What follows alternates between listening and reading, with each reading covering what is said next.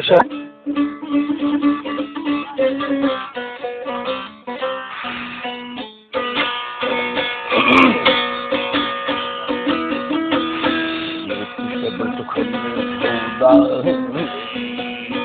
Aklını dağda değil, baştan hoş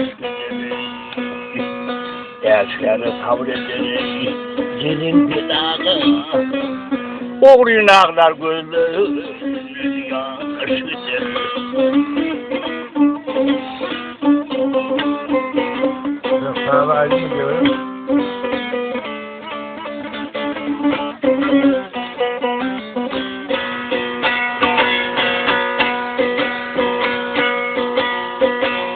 Adana'dan bilmez kımmatın durumu yerden tapta diyeri taşlattım harvanel kadrini harmakan kadını bimanılırsıma taş düşür.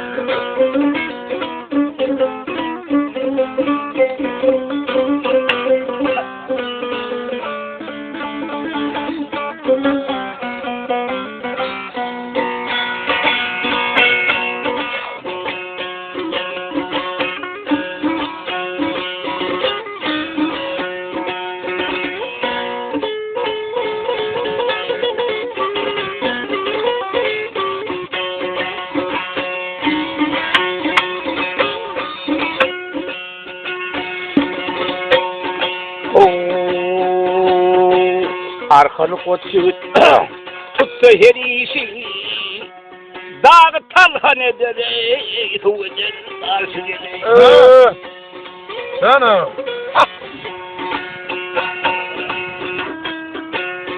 Yiğidin bolmasa göğünün hoşuyen yağdı yağsa dönür göğünü kışıdır.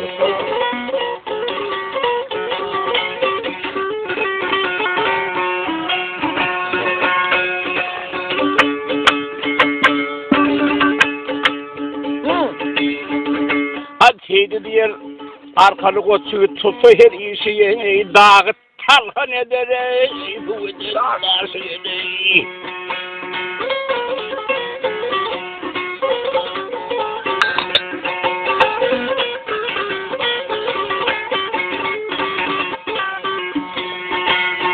Yap, yiğidin olmasa göğünün hoşuyen yağdı yağsa dönür göğünü kışıdır gelir.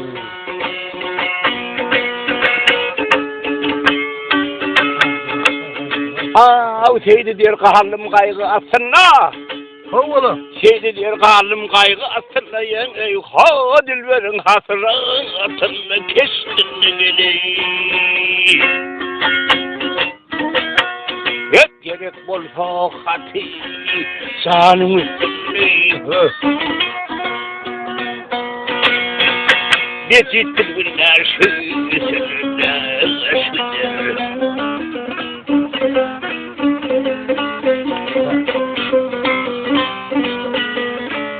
Yok, tamam.